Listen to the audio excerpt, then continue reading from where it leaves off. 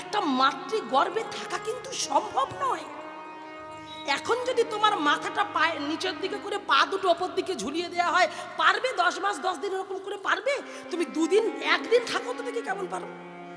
মুখ থেকে রক্ত উঠে মরে যাব। তাহলে একটা দুধের শিশু, একটা অবলা প্রাণী, তার ভালো করে চোখটা পর্যন্ত ফোটেনি, তাহলে সেই ছোট্ট একটা দুধের শিশু সে মাথাটা নিচে পা দুটো ওপর দিকে করে 10 মাস 10 দিন ওইভাবে তাকে থাকতে হলো। তাহলে ওই থাকাটা, তাকে নিয়ন্ত্রণটা, তাকে ভালো রাখাটা কে করলো? ভালো রাখার পর যখন এবার টাইম হয়ে আসছে সেই পৃথিবীর বুকে আসার, এইবার সহ্য করতে পারছে না, তখন প্রার্থনা করে ক্ষমা ভিক্ষা করে আকুলতা ব্যাকুলতা দিয়ে কেঁদে কেঁদে বলেছিল, ওগো করুণাময়, ওগো দয়াময়, ওগো প্রেমময়, তুমি কি পারো না এই জঠর যন্ত্রণা থেকে একবার আমাকে মুক্ত করতে? ভগবান এত করুণাময়, ভগবান এত কৃপাময়, তিনি থাকতে পারলেন না মায়েরা। গর্ভের কাছে এসে ওই সদ্যজাত শিশু সন্তানটিকে বলেছিল, ওরে কলির জীব, তুই আসবি, তোর আসার সময় হয়ে গেছে। এতদিন আমি তোকে সুন্দর করে রেখেছিলাম, রক্ষা করেছিলাম। জানি না পৃথিবীর বুকে গিয়ে তুই সেইভাবে আর থাকতে পারবি কিনা, তবে কথা দে, ধরার বুকে গিয়ে তুই আমাকে ভুলে যাবি না।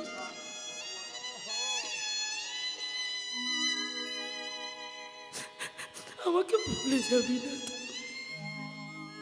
সেদিন গর্ভের মধ্যে ওই যন্ত্রণাটা সহ্য করে সেদিন আমরা আমরা আমরা ভগবানকে কথা দিয়ে বলেছিলাম, গোবিন্দ তুমি কি করে ভাবলে যে তোমাকে ভুলে যাব? তোমাকে কি ভুলে যাওয়া যায়? করুণাময় আশীর্বাদ করলেন। আশীর্বাদ করার সঙ্গে সঙ্গে পৃথিবীর বুকে এলাম। আর পৃথিবীর বুকে আসার সঙ্গে সঙ্গে যে মানুষটা আমার এতদিন যত্ন নিল, এতদিন এত রক্ষা করলো, পৃথিবীর বুকে আসার সঙ্গে সঙ্গে মায়াবাদী জীবের সঙ্গে আমার সম্পর্কটা তৈরি হয়ে গেল। যারা আমাকে আর কৃষ্ণ নাম বলতে সাহায্য করবে না, তাদের সঙ্গে আমার সম্পর্ক তৈরি হলো। বাবা মা ভাই বোন আত্মীয় পরিজন বন্ধু বান্ধব সবাই এলো, আমাকে নিল, আদর করলো। হ্যাঁ, আর ধীরে ধীরে ভগবান অনেকক্ষণ দাঁড়িয়েছিল যে নিশ্চয়ই একবার আমার কথা মনে করবে, নিশ্চয়ই একবার আমাকে ডাকবে, নিশ্চয়ই আমাকে খুঁজবে। কিন্তু আমি দাঁড়িয়েছিলাম কিন্তু হলো না।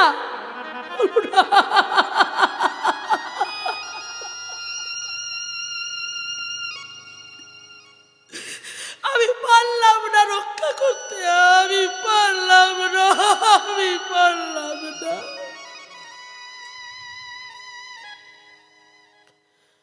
ভগবান যেই মায়ার বন্ধনে ছোট্ট ছেলেটা যুক্ত হয়ে গেল, ভগবান সরে গেল।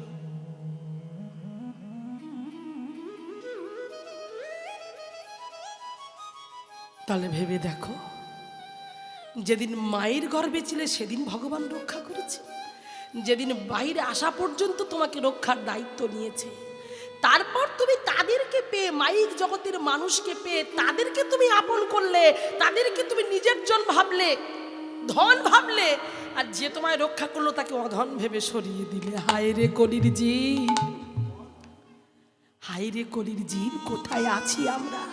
আর ভেবে দেখো তো, যাদের এত ভালোবাসলে, যেদিন তুমি আমি পৃথিবী ছেড়ে চলে যাব, হরি রক্ষা করলো, হরি কৃপা করে পাঠালো। আর যেদিন চলে যাব, সঙ্গে ছেলেও যাবে না, মেয়েও যাবে না, বাবা মা বন্ধু বান্ধব আত্মীয় পরিজন কেউ যাবে না, কারণ তুমি একা এসেছিলে, তোমাকে একাই চলে যেতে হবে। তাহলে যেদিন আমি পৃথিবীর বুকে এসেছিলাম সেদিন আমাকে কে রক্ষা করে এনেছিল? হরি। আর যেদিন তুমি চলে যাবে সেদিন সঙ্গে কে থাকবে? হরি। তাহলে তুমি তাকে কিসের আশায়, কিসের জন্য নকুলদানা দিচ্ছ? তাহলে তোমরা আবার বিচার করে দেখো, কাকে আপন ভাববে, কাকে নিজের করবে, কাকে ভালো মন্দ খাওয়ানো উচিত। প্রতিদিন রন্ধন করে কাকে সেবা দেওয়া উচিত, এগুলো মাথায় রাখতে হয়। আর সেই জন্যই বললেন এ জগতে সংসারে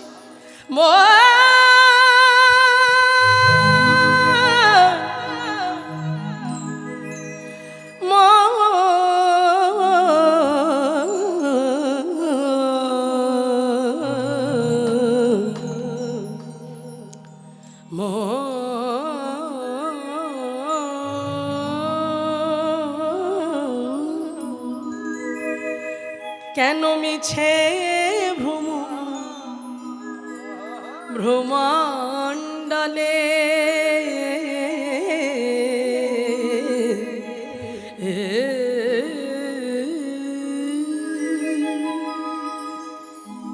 ওগো ভুলো না দক্ষিণা কালী,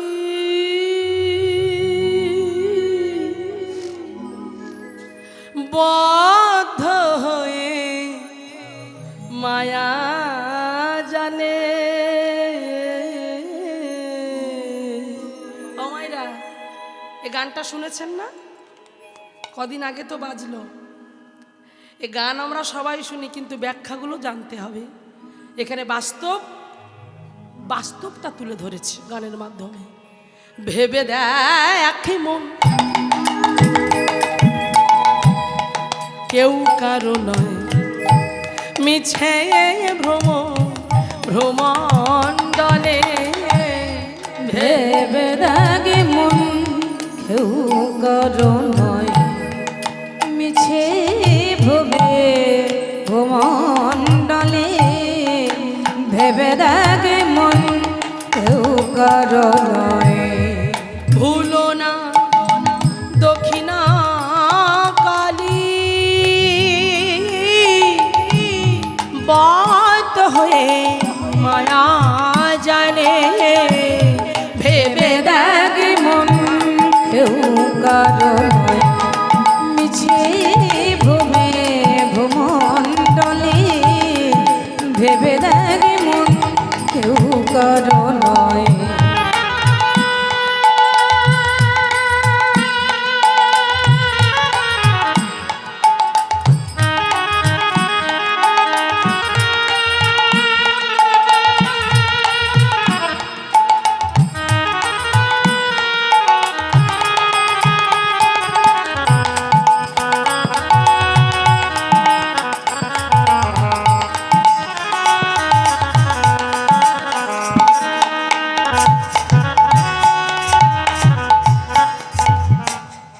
এবার অন্তরায় কি বলছে দেখুন। যার জন্য কি মর ভেবে মা গো,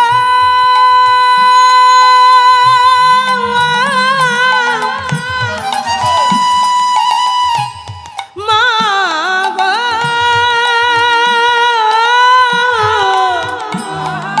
মা গো,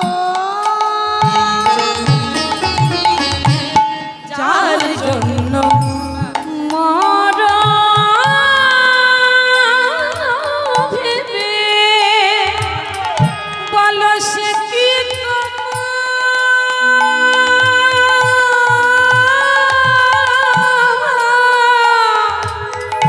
সঙ্গে যাবে। যার জন্য মরো ভেবে সে কি তোমার সঙ্গে যাবে? তুমি যার জন্য ভেবে মরছো, যার জন্য ভাবতে ভাবতে বুড়ো বাবা মাকে পর্যন্ত বৃদ্ধাশ্রমে পাঠাতে ছাড়োনি। যে বাবা মা তোমাকে জন্ম দিয়ে পৃথিবীর বুকে আনলো, ইঞ্জিনিয়ার তৈরি করলো, ডাক্তার তৈরি করলো, সেই বাবা মাকে ভুলে গিয়ে নতুন যে মেয়েটা এলো তাকেই সর্বস্ব ভেবে তুমি তার জন্য করছো। সে ভালো মন্দ খেতে চেয়েছে, চাউমিন খেতে চেয়েছে, আমি তার জন্য নিয়ে যাব। হ্যাঁ, ভালো সন্দেশ খেতে চেয়েছি, তার জন্য নিয়ে যাব। কিন্তু যে বুড়ো বাবা মা নিজে না খেয়ে তোমায় মানুষ করে এত বড় করলো, মনে হয় না তাদের জন্য দুটো করে বেশি করে নিয়ে যায়? এটা কলির যুগ। হরি বল। তা বলে সবাই নয়, এখনো অনেক ছেলে আছে যারা প্রতিদিন সকালবেলা উঠে বাবা মার চরণে প্রণাম করে। বাবা মাকে সেবা করে যদি না থাকতো আর চন্দ্র সূর্য উঠতো না। সবাই নয়, তবে বেশিরভাগ। তাহলে আজকে লক্ষ্য করে দেখো, যে মেয়েটার জন্য তোমার বুড়ো বাবা মাকে তুমি বাদ দিয়ে দিলে, যেদিন তুমি মারা যাবে, যেদিন তোমার ডেড বডিটা উঠানে রাখা হবে, যখন তোমাকে নিয়ে চলে যাবে শ্মশানের দিকে রওনা হবে, তখন সবাই বলবে ওই জায়গাটা অপবিত্র, ওই জায়গাটা পবিত্র করতে গেলে কি করতে হবে? গোবর জল ছড়া দিতে হবে। আমি বলছি না, দেখুন আপনারা বলে দিচ্ছেন এবং গানেও বলছে। তাহলে যে গোবর জলটা যে দেবে সে কে? যাকে ভালোবাসলে, যাকে আপন করলে, যার জন্য চাউমিন কিনে আনলে, যাকে ভালো ভালো সন্দেশ খাওয়ালে, যার সোনার গহনা তৈরি করে দিলে, দুর্গাপুজোয় ৬,০০০ টাকা শাড়ি কিনে দিলে, সেই প্রেয়সী, সেই প্রেয়সী দেবে ছাড়া, সেই প্রেয়সী দেবে ছাড়া অমঙ্গল হবে বলে ভেবে রাগে মন কেউ কারো নয়, মিছে ভূমে ভূমণ্ডলে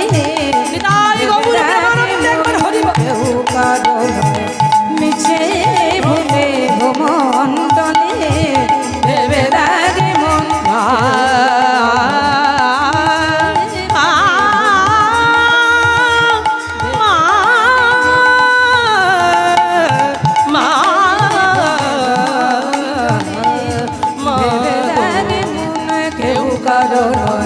ভেবে দেখ মন, ভেবে দেখ মন, ভেবে দেখ মন, কেউ কারো নয়। হ্যাঁ, তাই চলুন, সেই জন্য বলছে জীব জাগো আর চিন্তা করো না। তোমারে লইতে আমি হইনু অবতার, মহাপ্রভু বললেন তোমারে লইতে আমি হইনু অবতার, আমি বিনা বন্ধু ভেবে দেখো তো কে আছে তোমার। এ তো বলে দিলাম, যেতে হরি আসতে হরি, তাহলে বন্ধু ছাড়া কি আমাদের আছে? তাই বলছে এনেছি ঔষধি। মহাপ্রভু নিচে বললেন এনেছি ঔষধি মায়া নাশিবারে লাগি। যে মায়ার জালে আমরা আবদ্ধ, সেই মায়াকে নাশ করবার জন্য আমি ওষুধ রেডি করে এনেছি। ওই ওষুধ নিলেই কাজ হবে। তাই ওষুধ নেওয়া যাবে, যাবে তো মায়েরা? ওষুধ নেবেন তো নাকি? বেশ, যারা যারা ওষুধ নেবেন একটু হাত তুলুন দেখি। বেশ, যারা আমার গৌর সুন্দরকে ভালোবাসে একটু হাত তোলো। এদিকে ভালোবাসে তো সবাই? বেশ, হ্যাঁ, যাদের হাত আছে তুলবেন, যাদের নেই তোলার দরকার নেই। ভগবান যাদের হাত দিয়েছে তারা তুলুন সবাই মিলে। একটু সবাই মিলে বলুন নিতাই চাঁদ কি। যেটা চেয়েছিলাম সেটা পাইনি, একটু জোরে হওয়া দরকার। নিতাই চাঁদ কি, আর একটু বাড়বে। নিতাই চাঁদ কি, গৌর সুন্দর কি, গৌর সুন্দর কি, প্রেমময়ী রাধা রানী কি, শ্যাম সুন্দর মদন মোহন কি, বৃন্দা দেবী কি, দামোদর ব্রত কি, নিয়ম সেবার মাস কি, এত ভালো ভক্ত কি, ঘিয়ের প্রদীপ জ্বালাচ্ছ কি?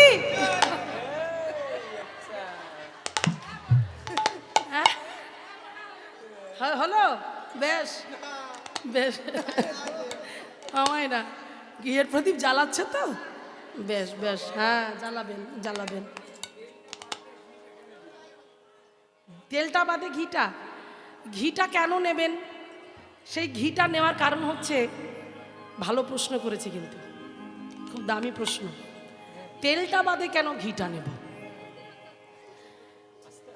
কারণ এই ঘিয়ের প্রদীপ জ্বালালে আমরা যতটুকু গুরুগৃহের থেকে শ্রবণ করেছি, যে তেলটা তো আমরা সব সময় ব্যবহার করি। এমনি দেখবেন যে সর্ষের তেল বা ওই সমস্ত তেলে একাদশীতেও লাগে না, ওগুলো পঞ্চশস্য বলে, সর্ষের জন্য ওই তেলগুলোকে লাগানো হয় না। এটা গুরুঘর থেকে নিয়ম। যেমন দেখবেন মুসুর ডাল খাওয়া চলে না, বলে মুসুর ডাল আঁশ, খাওয়া যায় না, তাই না? এবার গুরুঘর থেকে একটা নিয়ম করে দিয়েছে যে ঘিটা হচ্ছে দুধ, মানে গরুর যে দুগ্ধ থেকেই তো সেটাকে সুন্দর করে তৈরি করে বানিয়ে ঘি তৈরি করা হয়। তো সেই ঘিয়ের সঙ্গে বিশুদ্ধ, হ্যাঁ বিশুদ্ধ, কারণ এখন তো সবই ভেজাল, হ্যাঁ, যদিও ঘিও এখন ভেজাল চলছে, সেটা নিয়ে কথা নয়, কিন্তু তবুও আমাদের গুরুবর্গ থেকে এই ঘিটাকেই শ্রেষ্ঠ বলে গণ্য করেছে যে ঘিয়ের সঙ্গেই যদি বাতিটা জ্বালা হয় তাহলে তাতে করে পূর্ণটা সঞ্চয় হবে, ভগবানের কাছে দীপটা জ্বালাবে। সমস্ত পূর্বপুরুষ এই ঘিয়ের প্রদীপটাই দেখবার জন্য এই আত্মাগুলো আজ এই ধরার বুকে নামে। যে সমস্ত যারা যারা ঘিয়ের প্রদীপ জ্বালাচ্ছে ওই ঘিয়ের প্রদীপটা দেখার জন্যই তারা নামে। সেই জন্য ওই গরুর দুধ থেকেই তৈরি হয় বলে সেই জন্য ঘিটা দেওয়ার নিয়ম সিস্টেম করেছে। এটাই গুরুঘর থেকে বলেছে। তবে খুব ভালো প্রশ্ন করেছে, এটা আরও ভালো করে আমাদের জানা দরকার আছে যে সত্যি এই ঘিটা কেন বেশি করে প্রয়োজন। আমি যতটুকু জানলাম ততটুকুই আপনাকে বললাম। চলুন এইবারে সেই জন্য বলছি যে আমরা সবাই মিলে ওষুধ নেব, তাই প্রত্যেকে ওষুধ নেব। কেমন করে? অমাইরা একটু হাত তুলতে হবে, বেশ হাত তুলে নেব, কারণ ডাক্তারখানায় গেলে তো লাইন দিতে হয়। যে আমরা ডাক্তারখানায় এসেছি, সবার প্রয়োজন ওষুধের, ওষুধ ছাড়া মানুষ চলবে না, প্রত্যেকের ওষুধের দরকার। তাই আমরা ওষুধ নেব। একটু হাততালি দেওয়া যাবে কি? একটু জোরে জোরে হাততালি হয়ে যাক। বাহ, এটা হলো, কিন্তু এতে গান হবে না, এ তো মুড়ি ভাজার মতো চড়বড় চড়বড় করে শুধু আওয়াজ হলো। এইভাবে নয়, সবাই তালে তালে আমার সাথে করতালির মাধ্যম দিয়ে আমি যেটা বলবো সেটা আপনারা বলবেন, তার সঙ্গে আমরা গাইব। প্রত্যেকে একটু উলুধ্বনি হয়ে যাক। বাহ বাহ বাহ, ধন্য ধন্য। এই জন্য বললাম না মেদিনীপুরের মাটি খাঁটি। হ্যাঁ, তাই চলুন আমরা সবাই মিলে একবার বলবো হাতে তালি দিয়ে, আমার সাথে বলবেন, কেমন? চলুন। গৌরাঙ্গ গৌরাঙ্গ গৌরাঙ্গ হে, বলুন বলুন। গৌরী গৌরী গৌরী গৌরী গৌরাঙ্গ হে, সবাই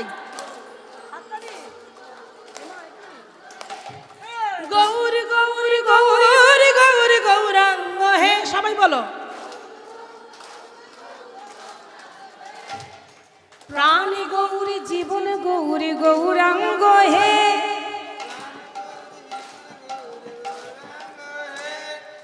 তুমি আরে চাঁদি গোরা গৌরাঙ্গ হে। হ্যাঁ, এই তালিটা এবার চলবে, তালিটা যেন না থামে। হ্যাঁ, সবাই হাতে তালি দিন। আমি অনেককে দেখতে পাচ্ছি যারা হাত তালি দিচ্ছে না। আমার চোখে ফাঁকি দিলেও এখানে একজনের চোখে ফাঁকি দেওয়া যাবে না, সে সব দেখছে। তার এখানে যেমন ইউটিউব হচ্ছে, ক্যামেরা বন্দি হচ্ছে কথাগুলো, তখন ওখানে ক্যামেরা বন্দি হচ্ছে তোমাদের এই দৃশ্যগুলো।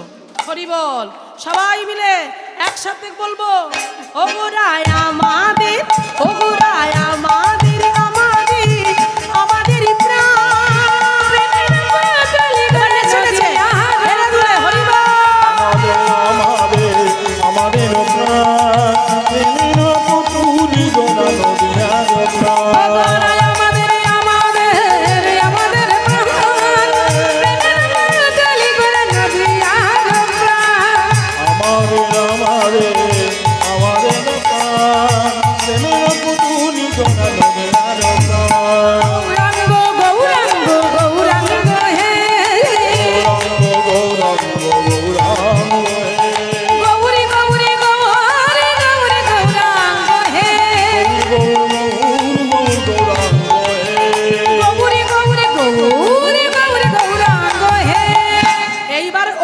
পাবো।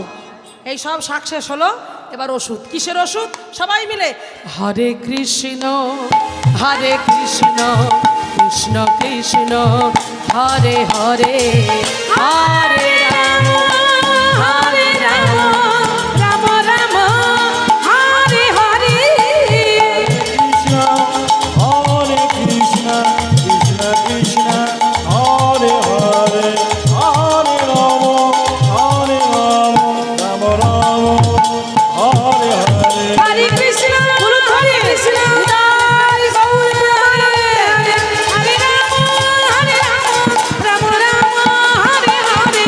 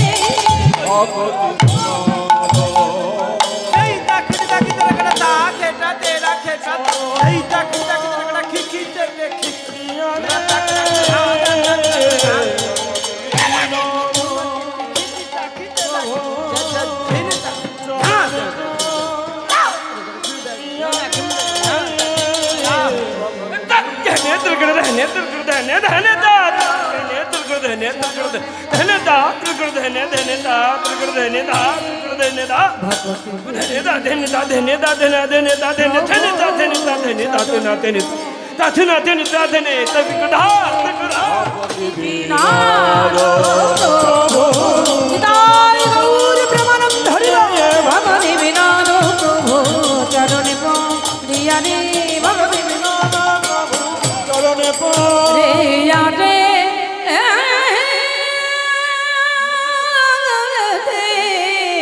অগ ভগবতী বিনোদ প্রভু। হরি বল মায়েরা। তাই চলুন এবার সরাসরি লীলার মধ্যে। অপূর্ব সুন্দরী একটি লীলা, যেহেতু দামোদর মাস সেই জন্য আমি যে লীলা আজকে আমরা সবাই বলি শ্রীরূপ সনাতন ভট্ট রঘুনাথ, তারপর বলুন আপনারা বলুন শ্রীজীব গোপাল ভট্ট।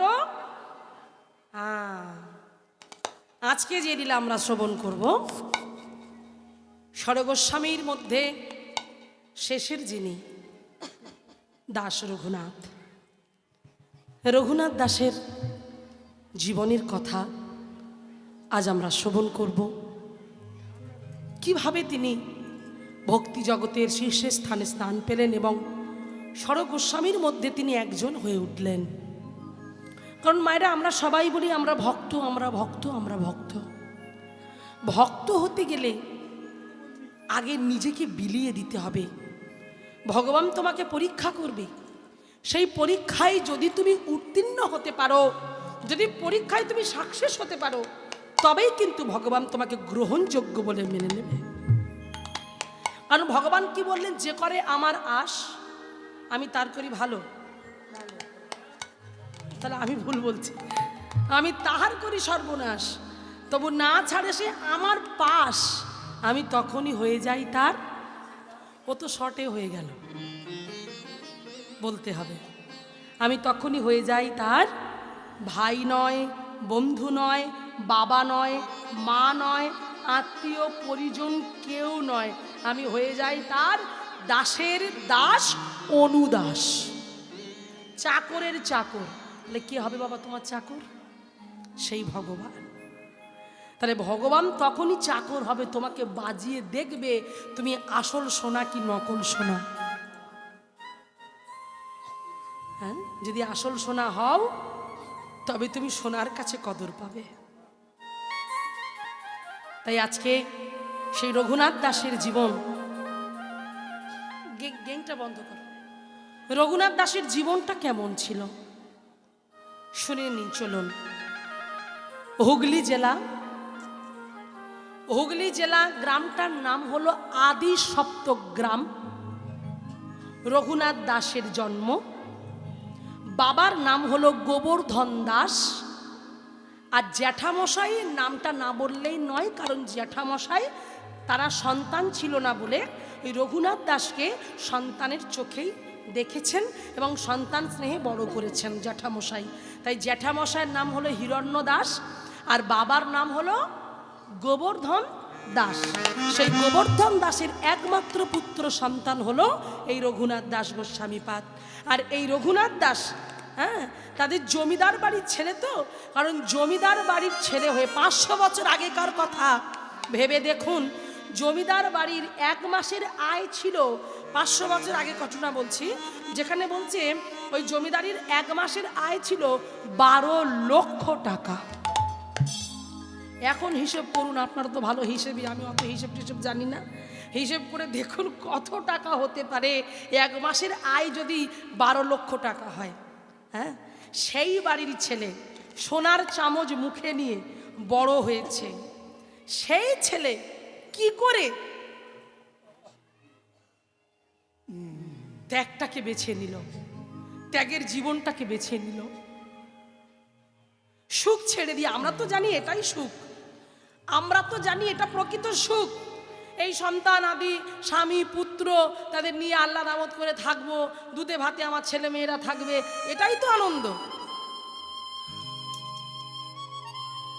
যে সমস্ত মঠ মন্দিরে যান দেখুন, যারা আজকে মহারাজ হয়ে বসেছেন, গুরুদেব হয়ে বসেছেন, প্রত্যেকে সম্ভ্রান্ত পরিবারের ছেলে। যেমন আমার গুরুদেব যিনি, আমি বাগবাজার গৌড়ীয় মঠের আশ্রিতা, আমার গুরুদেব হলেন অষ্টতর শত শ্রীমৎ ভক্তি সুন্দর গোস্বামী মহারাজ।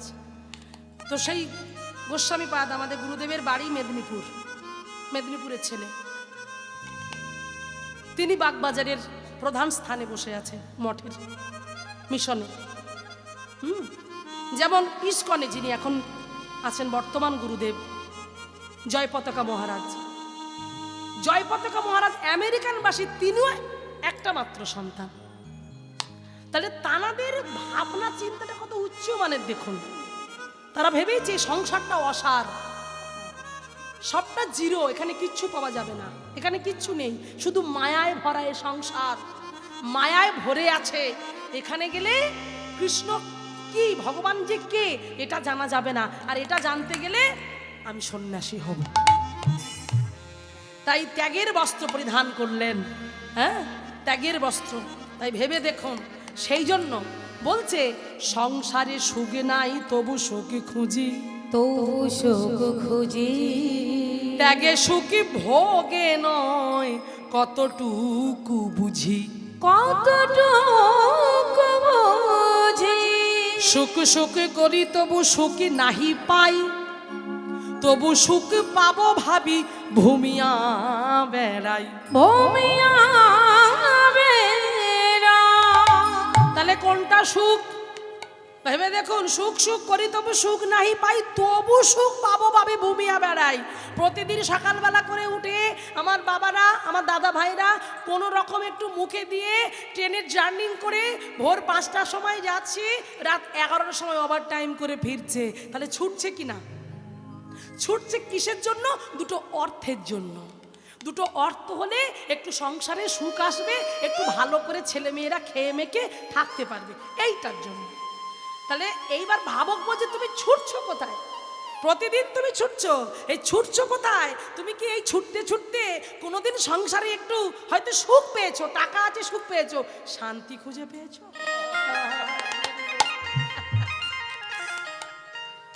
শান্তি কোনোদিন তুমি পাবে না। কারণ শান্তি পেতে গেলে যেখানে শান্তির ভাণ্ড আছে, সেই শান্তি ময়ের কাছে গেলে তবে তো তুমি শান্তি পাবে। তো সেখানে তুমি যদি না যাও শান্তি পাবে কি করে?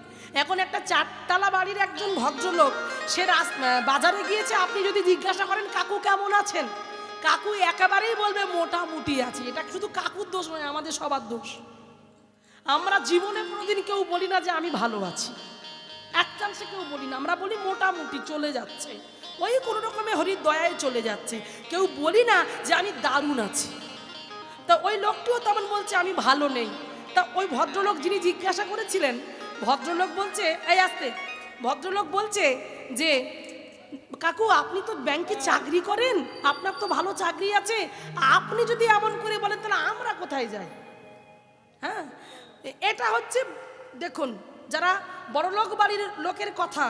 এবার দেখুন আর একজনকে জিজ্ঞাসা করছে, তিনি হলেন ভক্ত, দিন আনে দিন খায়, প্রতিদিন স্নান করে দাদুর সঙ্গে তিলক সেবা করে আহ্নিক করে গোবিন্দকে তুলে মঙ্গল আরতি করে ওই ভ্যানটা নিয়ে বেরিয়ে যায়, আর বলে গোপীনাথ আজকে যাচ্ছি, তুমি যা দেবে তাই দিয়েই রন্ধন করে তোমায় সেবা দেবো। ভ্যানটা নিয়ে বেরিয়ে যায়, 100-200 তার থেকে সবজি কিনে নিয়ে এসে গোবিন্দের জন্য ভোগ রন্ধন করে। তাহলে সে গরিব কাঙাল, প্রতিদিন ভ্যান চালিয়ে খেতে হয়, কত কষ্ট করতে হয় তাকে। সে ওই ভ্যান চালিয়ে ওখান থেকে বাজার করে নিয়ে এসে গোপীনাথের জন্য, ভগবানের জন্য রন্ধন করে সেবা দিয়ে নিজে প্রসাদ পায়, নিত্য নিত্য নাম জপ করে, নিত্য নিত্য নাম হট্টে যায়। সেই মানুষটা পথ দিয়ে গেলে একবার জিজ্ঞাসা করে দেখবেন, হরে কৃষ্ণ দণ্ডবত প্রভু কেমন আছেন? এক কথাই বলবে, যার ঘরে গোবিন্দ আছে তার ঘরে কি দুঃখ আছে? নিতাই গৌর প্রেমানন্দ একবার হরি। তো সেই জন্য ত্যাগে আনন্দ, জীবনে ত্যাগ করতে জানতে হবে। হ্যাঁ অবশ্যই জীবনে অর্থের দরকার অবশ্যই প্রয়োজন, কিন্তু অধিক নয়, বেশিটা হলেই খারাপ। সেই জন্য বলছে হ্যাঁ শোনো, তবে যাই করো করো, অর্থ ইনকাম করো, হ্যাঁ তোমার অনেক অর্থ আছে, কিন্তু সেই অর্থটা শুধু নিজের জন্য রেখো না, মাঝে মাঝে মঠ মন্দিরেও একটু করে দান করো। মাঝে মাঝে ভূমি দান, অনেকে দেখবেন ভূমি দান করে, অনেকে দেখবেন ভগবানের জন্য। এই যেমন এখানে সব কি সুন্দর করে এই পাথরে লেখা আছে, এখানে দান করেছে বলেই তো লেখা আছে ওগুলো। তাহলে এই যে তোমরা দান করেছেন, এটাই তো অনেক বড় পাওয়া। তো সেই জন্য যে ত্যাগের পরাকাষ্ঠা হলেন রঘুনাথ দাস গোস্বামী, যে জীবনে ত্যাগ করে গিয়েছিলেন। সোনার চামচ মুখে বড় হয়ে কখনো কোনো দিন সে জমিদারি চাইনি, সুখ চাইনি, আনন্দে থাকতে চাইনি, হ্যাঁ, উল্লাসে থাকতে চাইনি। তার একটাই চিন্তা ছিল, একটাই ভাবনা ছিল, কি করলে আমি আমার গোবিন্দের চরণ পেতে পারবো। সেই রঘুনাথ দাস একটু একটু করে বড় হলো। এইবার বাবা চিন্তা করলো যে ছেলেকে পাঠশালায় পাঠাতে হবে, একটু না শিক্ষা থাকলে জমিদারি চালাবে কি করে, এই ভেবে ছেলেকে পাঠশালায় ভর্তি করলো। এবার পাঠশালায় ভর্তি করলে কি হবে মায়েরা, পাঠশালায় ভর্তি করলো, কিন্তু ছোটবেলা থেকে ভিতরে ভিতরে একটা ভক্তি ছিল, ভগবানের প্রতি একটা টান ছিল। তাই পাঠশালায় গেল বটে, পাঠশালায় বসলো বটে, কিন্তু তার কানে এলো হরিনামের ধ্বনি। তার মানে পাঠশালার পাশে ছিল একটা মঠ, একটা মন্দির ছিল, রাধা গোবিন্দের মন্দির। আর সেই রাধা গোবিন্দের মন্দিরে প্রতিদিন সাধুদের হাট বসতো, হরিনাম কীর্তন হতো। আর এই রঘুনাথ চুপি চুপি চোরের মতো বইপত্র নিয়ে পালিয়ে যেত। আর পালিয়ে গিয়ে ওই মঠে গিয়ে, মন্দিরে গিয়ে দেখতো সাধু সন্ন্যাসীরা কীর্তন করছে। তখন উনি কী করতো, ওই রঘুনাথ তাদের দলে ভিড়ে যেত, তাদের দলে ভিড়ে গিয়ে কীর্তন করছে। কেমন করে না, দেখছি সাধু সন্ন্যাসীরা সবাই মিলে এই যে যেমন ভক্তি দেবী আছে, সেই ভক্তি দেবীকে পরিক্রমা করছে, যেটা আমরা করে থাকি, পরিক্রমা করছে। সেই পরিক্রমাতে ভাবছি বাহ বেশ মজা তো, কি সুন্দর ঘুরে ঘুরে গান করছে খোল করতাল নিয়ে, বাহ আমি যদি একটু মিশে যেতে পারি। এই বলে ওই ছোট্ট ছেলেটি ওদের দলে ভিড়ে গেল। ভিড়ে গিয়ে উনিও হাততালি দিতে দিতে কীর্তন করছে। কেমন করে, নমো নমো তুলসী কৃষ্ণ প্রেয়সী নমো নমো, সবাই গাও, সবাই গাও। তুলসী কৃষ্ণ প্রেয়সী নমো নমো। ও ব্রজে রাধা কৃষ্ণ সেবা পাব এই অভিলাষী নমো নমো। তোমরা বলো তুলসী। বাহ, আর একবার।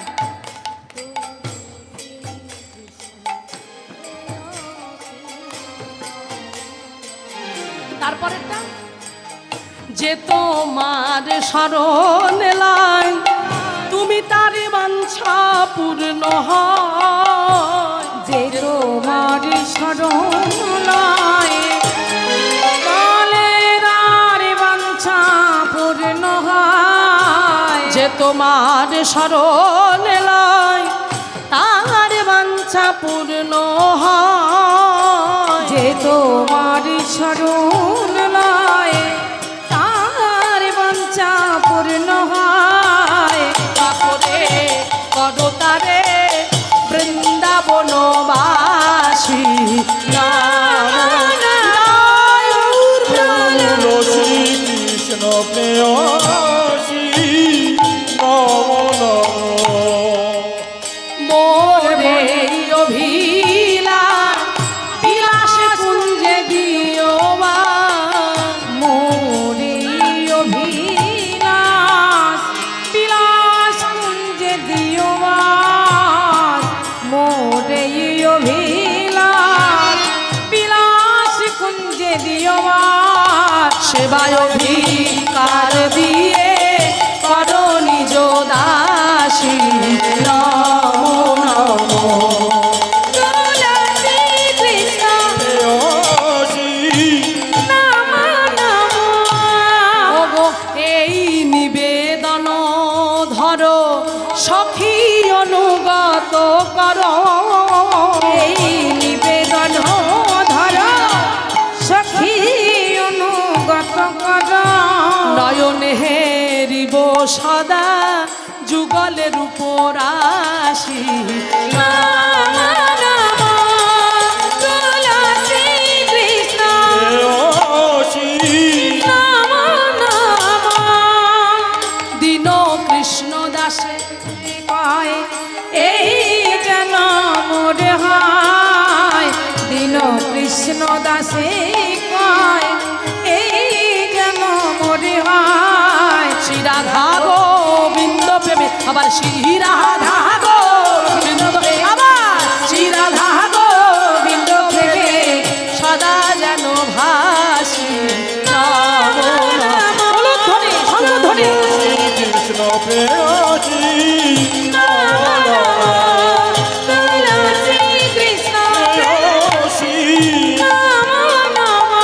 জয় তুলসী মহারানী, জয় তুলসী মহারানী, তুলসী মহারানী, জয় তুলসী মহারানী, জয় বৃন্দা দেবী, জয় বৃন্দা দেবী, বৃন্দা দেবী, জয় বৃন্দা দেবী, জয় ভক্তি দেবী, ভক্তি দেবী, ভক্তি দেবী, জয় ভক্তি দেবী, হরিতাই গৌর হরি বল, হরি বল, হরি বল, হরি বল, হরিতাই গৌর হরি বল, হরি বল, হরি বল, হরি বল।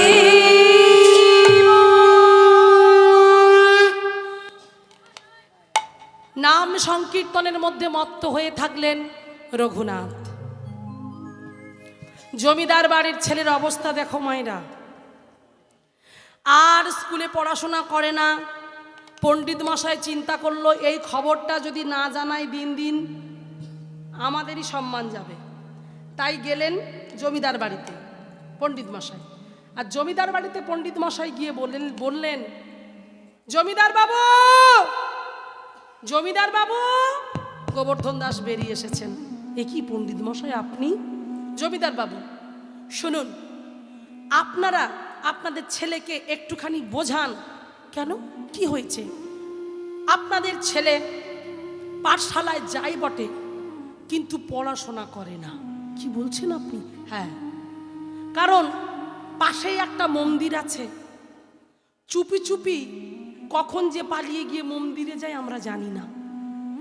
ওই ছেলেকে কি করলে পাঠশালায় পড়বে সেই দায়িত্ব আপনাদের, আমাদের নয়। পণ্ডিত মশাই বলে চলে গেলেন। এইবারে ছেলে বৈকাল বেলাতে বাড়ি ফিরেছে, যেমন যে টাইমে বাড়ি আসে আর কি, বাড়ি ফিরেছে। বাড়ি ফেরার সঙ্গে সঙ্গে বাবা গোবর্ধন দাস ছোট তো কাছে ডেকেছে, কাছে ডেকে মাথায় হাত বুলিয়ে বলছে, রঘুনাথ বাবা, তুমি পাঠশালায় পড়াশোনা করো না? মাথাটা নিচু করে আছে, মিথ্যা বলতে পারে না।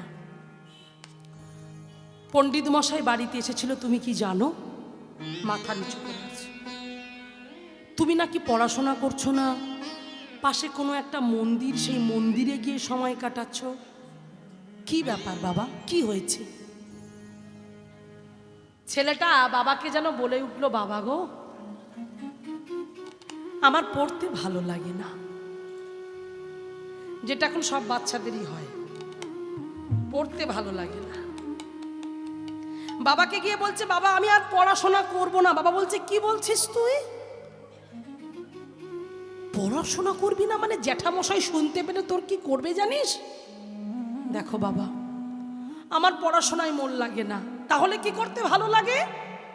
আমার হরি নাম করতে বড় ভালো লাগে, কৃষ্ণ নাম গাইতে বড় ভালো লাগে। হ্যাঁ গো মাইরা, তুমি যতই বড় তোমার ছেলেকে পণ্ডিত করো, জ্ঞানী করো, যতই পড়াশোনা, যতই ডিগ্রি বাড়ুক না কেন, সে জ্ঞানী হতে পারে, পণ্ডিত হতে পারে, হ্যাঁ, কিন্তু যেজন গৌর ভজন না করতে পারবে না, তার ভিতর কোনোদিন একজন প্রকৃত ভালো মানুষ সে তৈরি হতে পারবে না। ভিতরটা কোনোদিন তার ভালো হবে না। কোনোদিন সাধুগুরু বৈষ্ণবকে দেখলে প্রণাম করবে না। এখনকার দিনে ছেলে মেয়েরা সব ইংলিশ মিডিয়ামে পড়াশোনা করছে, করুক, অবশ্যই শিক্ষার দরকার, প্রয়োজন, করুক, কিন্তু মায়েরা একটু সজাগ হন। শিক্ষার সঙ্গে সঙ্গে গুরুজনের পায়ে হাত দিয়ে প্রণাম করা শেখাতে হবে। যাওয়ার সময় মন্দিরে মাথা ঠুকে গোবিন্দকে বলে যাওয়া শেখাতে হবে। তা না হলে কোনো দিন ওরা জানবে না। তা না হলে ওই কালচারটাই হবে টাটা আর বাই বাই, যেটা চলছে বাস্তবে, যেটা চলছে এখন। চলে যাওয়ার সময় হ্যাঁ টাটা বাই বাই, মাম্মি আসছি। মাকে মা বলছে না, মাম্মি বলছে, বাবাকে বলছে ড্যাডি, পাপা, বাপি। তাহলে আমাদের সনাতন ধর্মটা কি এতই ছোট যে আমরা আমেরিকান কালচারগুলো আনছি? আমরা বাঙালি, আমরা গর্বিত, আমরা বাঙালি, সার্থক জন্ম, এই জন্মভূমিতে আমার জন্ম হয়েছে। তাহলে ছেলে মেয়েদের শিক্ষাটা এমন হবে কেন? পড়ুক ইংলিশ, কিন্তু তার সঙ্গে সঙ্গে জানাতে হবে প্রণাম করা, মাথা নিচু করো, ভাগবত প্রেমটা কি। হ্যাঁ, প্রতিদিন বইয়ের সঙ্গে সঙ্গে ছেলে মেয়েদের রামায়ণ মহাভারতের চটি চটি বই কিনতে পাওয়া যায়। হ্যাঁ, এদিন করে একটা বইয়ের দোকানে গিয়ে আমরা চাইলাম যে রামায়ণ মহাভারতের ছোট ছোটি বই আছে কিনা। বলছে দাদা এইরকম করে তো কেউ কোনোদিন চায় না, তাই আমরা কি করে রাখবো। আমরা চেয়েছিলাম যে আমার ছোট্ট মেয়ে আছে তাকে একটু শেখানোর জন্য।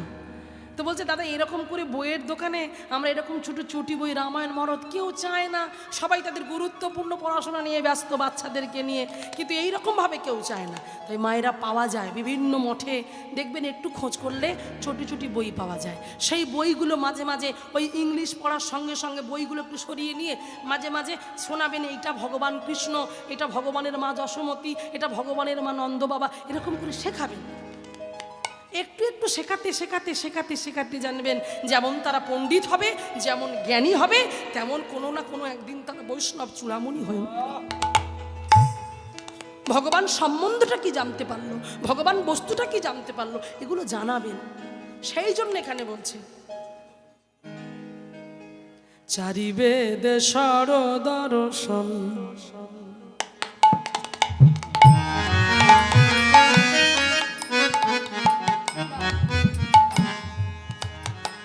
যেবা করে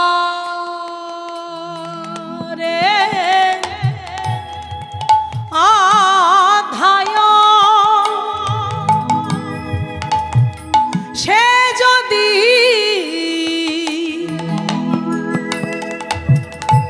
আমার গৌরাঙ্গ নাহি ভজে, সে যদি বৈষ্ণব কথা বলি, গৌরাঙ্গ নাহি ভজে, সে যদি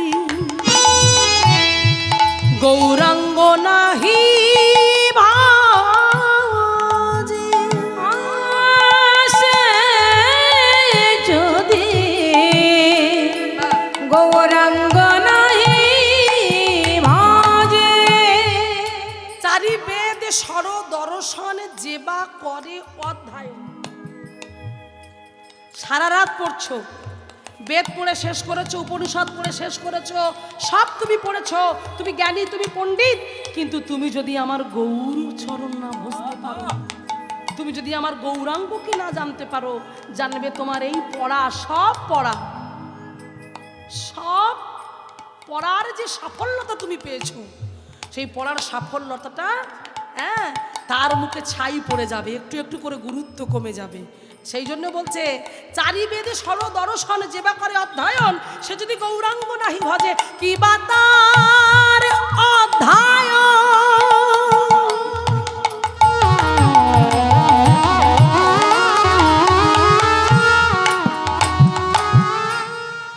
লোচন বিহীন বিহীন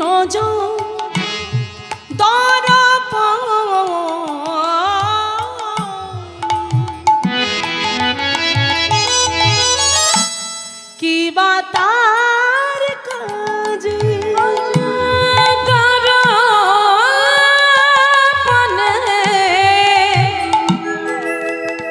কি বা তার কাজ।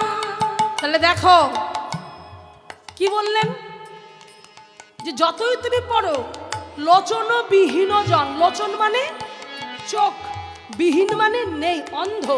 তাহলে একটা অন্ধ মানুষের সামনে যদি আয়না দেওয়া হয়, কোনো লাভ আছে কি?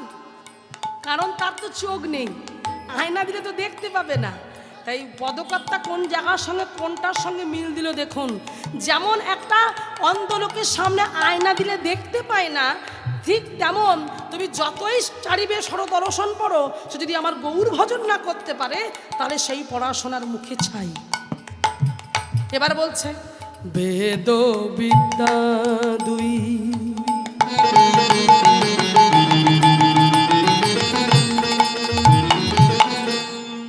বেদ বিদ্যা দুই কিছুই নাহি জানত। বেদ বিদ্যা দুই, সে কিছুই নাহি জানত, সে কিচ্ছু জানে না, বেদ জানে না, বিদ্যা নেই, মূর্খ সে, পড়াশোনা জানে না, মাঠে ঘাটে ঘুরে ঘুরে বেড়ায়। বেদ ও বিদ্যা দুই কিছুই নাহি জানত, সে যদি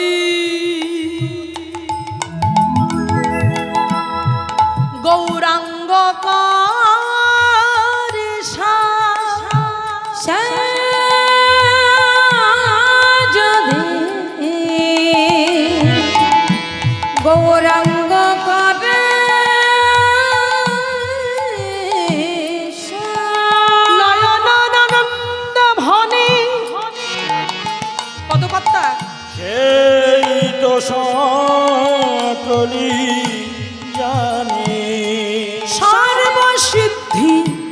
করতলে সর্বসিদ্ধি করতলে যে জানে গৌর ছাড়া ভজে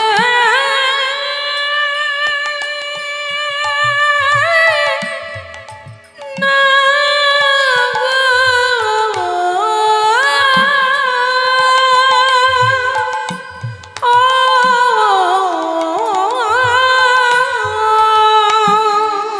যে জানে গৌর ভজে না, যে জানে গৌর ছাড়া আন জানে না।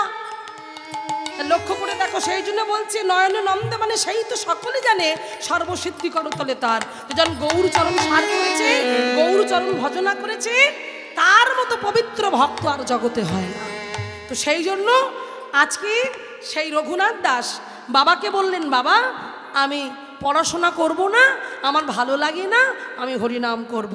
তবু বাবা বোঝালো, দেখ বাবা ঠিক আছে তুই সব করবি, কিন্তু তার সঙ্গে পড়াশোনাটাও তোমাকে করতে হবে। বাবাকে কথা দিল, হ্যাঁ করব। এইবারে পরের দিন আবার ছেলে পাঠশালায় গেছে বাবা। এবার পাঠশালায় গিয়ে দেখছে পণ্ডিত মশাই আসেনি। এই ফাঁকে একটা কাজ করা যায়। কি কাজ? ও মায়েরা জানবেন, যার অন্তরে একবার ভগবান উদয় হয়েছে না, তাকে কোনো মতেই দমানো যাবে না কোনো দিক থেকে। সে মানে ফাঁক পেলেই কীর্তন গাইবে, কীর্তন করবে, এটাই তার স্বভাব হয়ে যাবে। হরি বল। তাই আজকে সেই ছোট্ট ছেলেটা পণ্ডিত মশাই আসেনি বলে চিন্তা করলো, আমি যদি এখন মঠে যাই ধরা পড়ে যাব, বাবার কাছে আবার নালিশ যাবে, ওর থেকে মঠ মন্দিরে যাওয়ার দরকার নেই, যা করব পাঠশালায় থেকে করব। তাহলে কি করবে?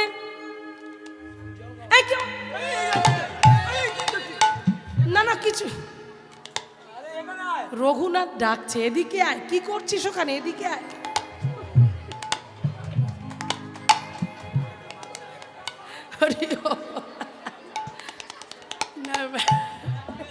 ঠিক আছে ঠিক আছে ঠিক আছে, হরি বল হরি বল, ঠিক আছে। এটা অভিনয়, এগুলো মাঝে মাঝে বুঝতে হয়। যখন ডেকেছে, কি করছে সেদিকে আয়, ভাবছি কাকে ডাকছে, কাকে ডাকছে, এই আমাদের ডাকছিস? বললে হ্যাঁ তোদেরকে ডাকছে, এদিকে আয়। যেই বললো ডাকছি, ছেলেগুলো ছুটে গেছে। আর ছুটে গিয়ে বলছে, এই রঘুনাথ ডাকছিস কেন? তুই তো আমাদের ডাকিস না। না আজ একটা খেলা করব। কি খেলা? না তোরা তো প্রতিদিন খেলিস আমার পার্থিব জগতে যে খেলা, ক্রিকেট বলুন, ফুটবল বলুন, বা আরও যে সমস্ত খেলা আছে, সেই খেলার মধ্যে হার জিত আছে। কারণ হার জিত না হলে খেলা মজা আসে না। কিন্তু রঘুনাথ বলছে, আজকে আমি একটা এমন খেলা করব, সেই খেলায় কিন্তু হার নেই, কেউ হারবে না। বলবো সে আবার কি খেলা? যে খেলায় হার নেই সে খেলা কেমন খেলা হবে? বলে এই খেলায় হার নেই, কিন্তু এই খেলা খেললে শুধু আনন্দ পাওয়া যায়। খেলবি? বা ছেলেগুলো ভাবছে প্রতিদিন তো হার জিতের খেলা করি, আজ একটু আনন্দের খেলা করি, আই কেমন খেলা সেই খেলা। এই বলে সবাইকে একসঙ্গে নিয়ে আজকে সেই খেলা করছে। কি খেলা? আমায়রা এ এমন খেলা না, খেলা খেলতে খেলতে মত্ত হয়ে গিয়ে পিতা পুত্রের চরণ ধরে কাঁদে, এ সেই খেলা। তো আজকে সেই খেলা খেলছে কেমন করে দেখো। এসো ভাই,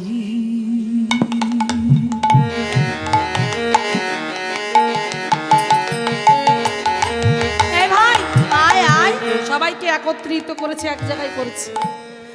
না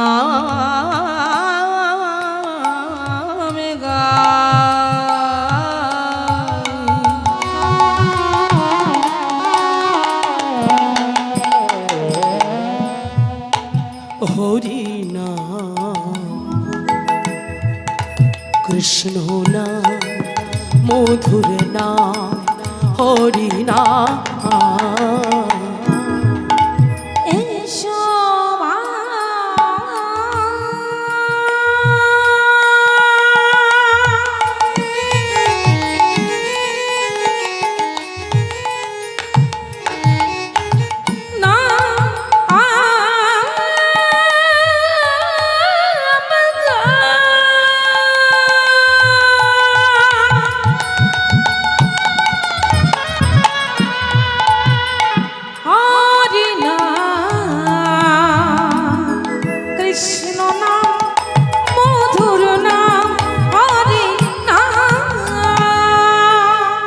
ছেলেগুলো বলছে, হ্যাঁ রে রঘুনাথ, তা এই হরিনাম কেন, এইটা করছিস কেন? এটা করলে এটা কি খেলা, বা এটা করলে কি হয়?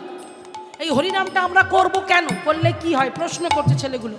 তখন রঘুনাথ প্রশ্নের উত্তর দিলেন, শোন, এই হরিনাম করলে কি হয় জানিস? দূরে যাবে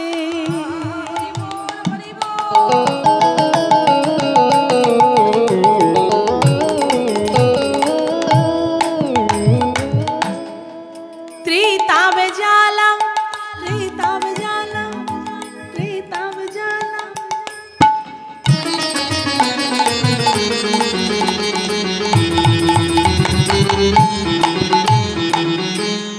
এই হরিনাম করতে পারলে ত্রিতাব জ্বালা দূরে যাবে, আর জ্বালা থাকবে না।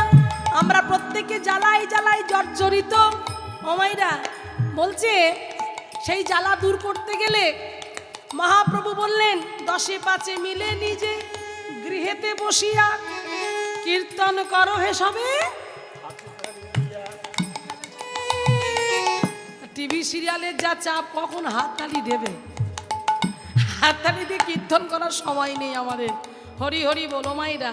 পাশের বাড়ির দাদাদের বাড়িতে আরতি হচ্ছে, জয় জয় গোরা চাঁদে আরতি কোশোভা, জাহ্নবী তট বনে জগমনোল।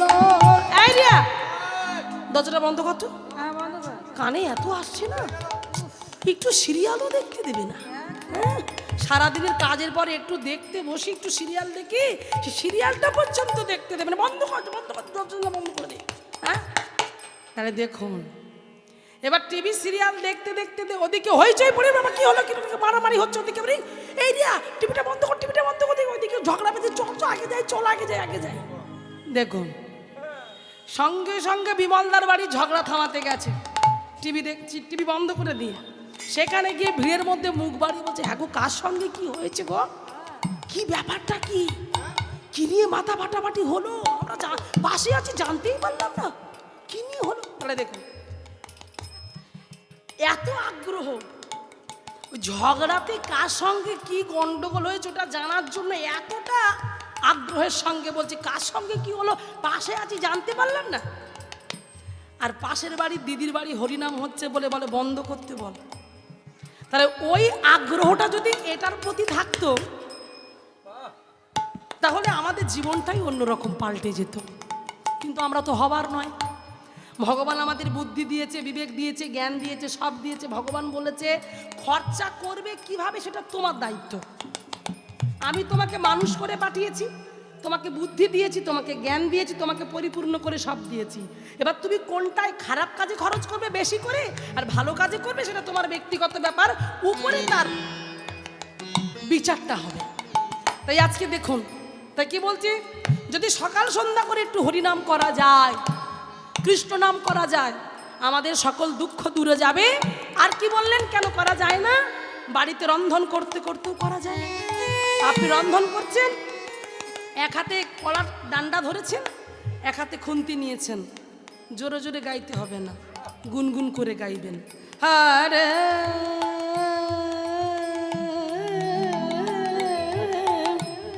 কৃষ্ণ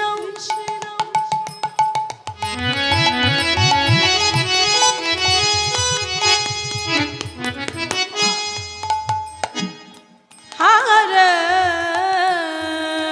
কৃষ্ণ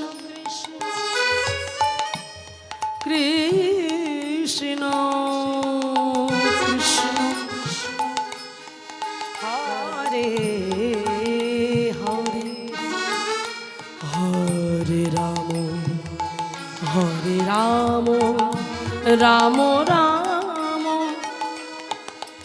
হরে হরে। বলা যায় না? যায় কি না? কিন্তু আমরা অজুহাত দিয়ে বেড়াই, সময় কখন, বলবো কখন। সেই জন্য বলছে অজুহাত দিও না, যখনই পারবে তখনই গাইবে, দূরে যাবে।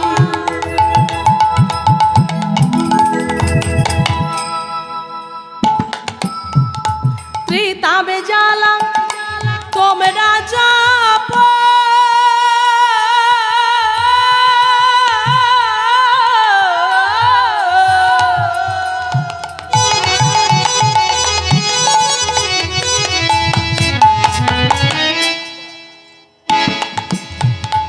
নামের মালা। তাই তোমরা জপ নামের মালা। তাই সবাই মিলে যদি একবার হাতে তালি দিয়ে করা যায় কেমন হয়? ভালো হয়। তাই সবাই একবার হাতে তালি দিয়ে রঘুনাথের সঙ্গে গাইব। হরে কৃষ্ণ হরে কৃষ্ণ কৃষ্ণ কৃষ্ণ হরে হরে হরে রাম হরে রাম রাম রাম হরে হরে। হরে কৃষ্ণ কৃষ্ণ কৃষ্ণ হরে হরে হরে হরে রাম রাম রাম হরে হরে।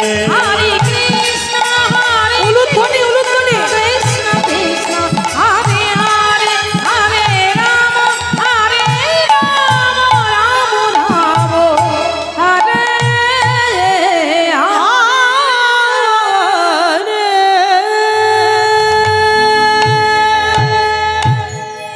এমন সুন্দর কীর্তন করতে করতে করতে করতে সবাইকে আনন্দে মাতিয়ে দিল রঘুনাথ। সবাই আনন্দ করছে, সবাই হরিনাম করছে।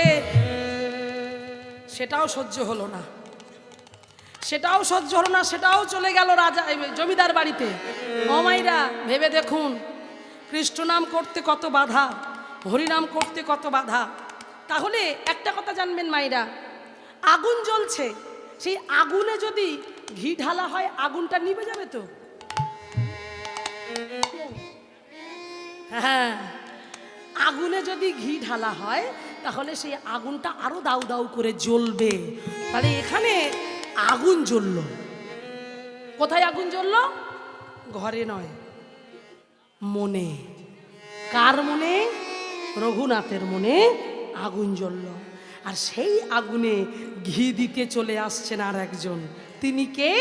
শুনে নিন। মায়েরা কথা বলবেন না, আস্তে আস্তে বস।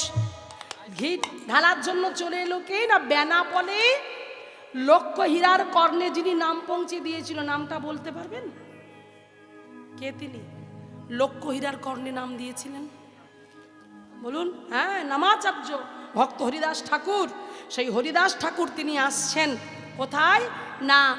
ওই আদিসপ্তগ্রাম, মানে যেখানে রঘুনাথের বাড়ি, বাড়ির আদিসপ্ত গ্রামের পাশে আর একটা গ্রাম আছে। সেই গ্রামটার নাম হলো চাঁদপুর গ্রাম। কিপুর গ্রাম বললাম? চাঁদপুর গ্রাম।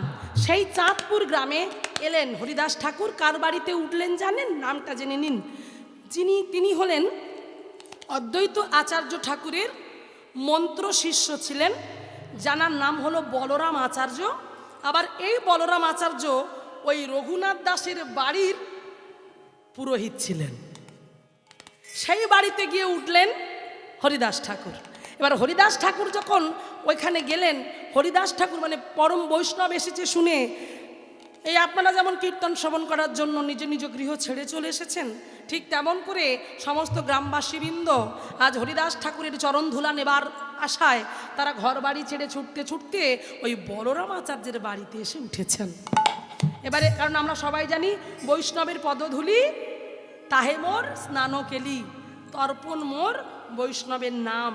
বলছি সকল তীর্থ ভ্রমণ করলে যে পূর্ণ সঞ্চয় হবে, যদি কোনো সাধুগুরু বৈষ্ণবের চরণধুলা মস্তকে ধারণ করতে পারো, ওই তীর্থ ভ্রমণের ফল তুমি পেয়ে যাবে। হরি বল, হরি বল। তাই আজকে সেই রঘুনাথ চাঁদপুর গ্রামে যখন হরিদাস ঠাকুর তিনি আজকে ভক্তদের সামনে বসে বসে নাম জপ করছেন, সেখানে সকল গ্রামবাসীর মনে একটা প্রশ্ন জাগলো। কি প্রশ্ন? যে বৈষ্ণব ঠাকুর, আমরা কিভাবে সংসারে থেকেও ভগবানকে ডাকতে পারবো? যেটা আপনাদেরও প্রশ্ন, যে আমরা সংসার ফেলে তো যেতে পারবো না, কারণ সংসার ধর্ম বড় ধর্ম মা, তাই পারি না ছেড়ে যেতে।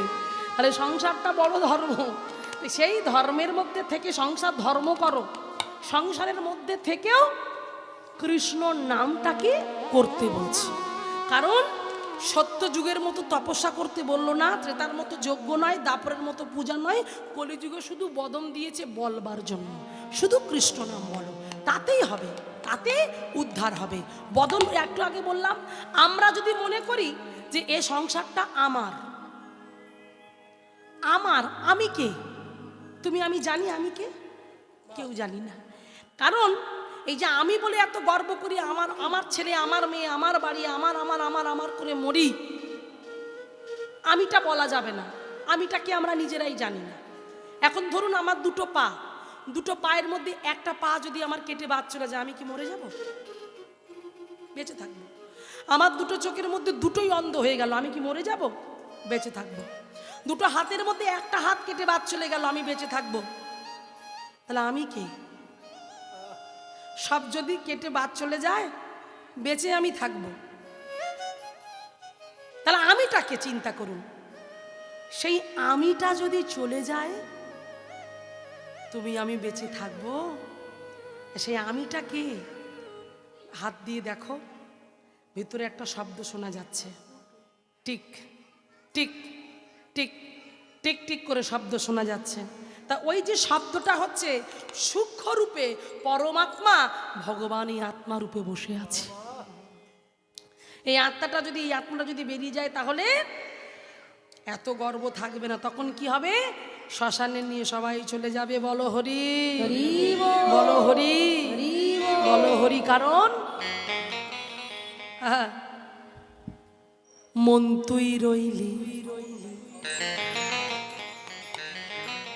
আপনারা যেমন ভালো ভক্ত, তার সঙ্গে সঙ্গে সুরঞ্জলি এত সুন্দর সাউন্ড, আমার দাদা ভাইয়ের এত অপূর্ব সাউন্ড, তার সঙ্গে আমাদের বাবু চালাচ্ছেন, দাদার ছেলে। হ্যাঁ, তো এত ভালো সাউন্ড, এত সুন্দর। কারণ যারা সুরের শিল্পী, তাদের সাউন্ড যদি ভালো না হয়, গান করে সুখ হয় না। সত্যি কথা বলতে সাউন্ড অপূর্ব সুন্দর। আমি আমার এই বাবুকে আশীর্বাদ করি, আর দাদা ভাইয়ের এই সাউন্ড যেন আরও সুন্দর, আরও দাদার এই ব্যবসা চারিদিকে প্রচার প্রসার হোক, এই সাউন্ড যেন সবাইকে সুখ দিতে পারে, এবং দাদার এই ব্যবসা যেন আরও সুন্দর হয়, ভগবানের কাছে প্রার্থনা করি। এই সাউন্ডের জন্য সবাই একটু বলুন নিতাই গৌর প্রেমানন্দ একবার হরি বল। আর তার সঙ্গে সঙ্গে সবাই বলবো মন তুই রইলি। খাঁচারা সে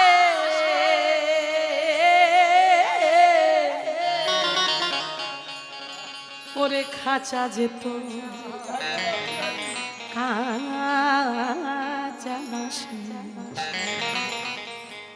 তাই তো। ওরে কোন দিন খাঁচা